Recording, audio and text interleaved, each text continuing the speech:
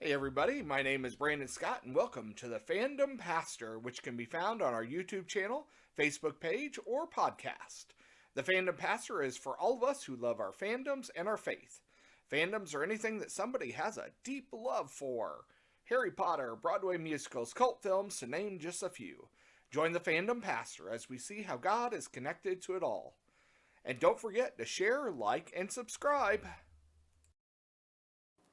Hey, all, this is Pastor Brandon with our next episode of the Fandom Pastor. We continue our series on the original trilogy of Star Wars. My clue from last time is that this character's iconic look was inspired by some soldiers in the Mexican Revolution. Now, the character I'm talking about is Princess Leia. And I want to share with you all 1 Peter chapter 5, verses 8 and 9. Be alert and of sober mind. Your enemy, the devil, prowls around like a roaring lion, looking for someone to devour. Resist him, standing firm in the faith, because you know that the family of believers throughout the world is undergoing the same kind of suffering.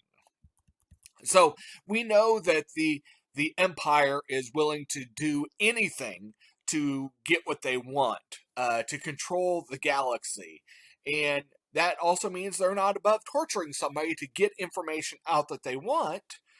And we saw that when Darth Vader is trying all sorts of different ways to get information out of Leia about the plans for the Death Star, as well as the location of the Rebel base. We know that he uses the mind probe. He uses droids. He does all sorts of intimidation. He uses everything he has at his disposal to get this information out of Leia. And so he's just trying everything.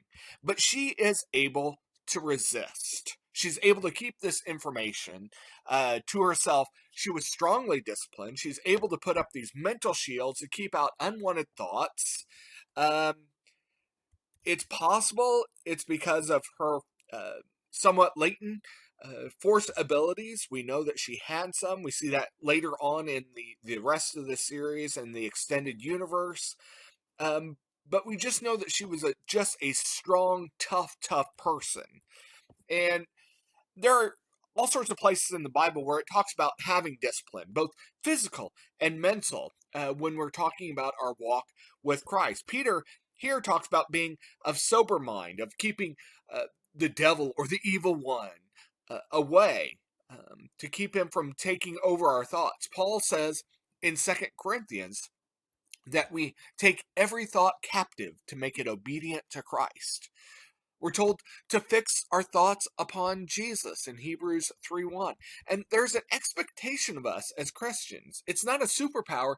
It's something that we have access to every day.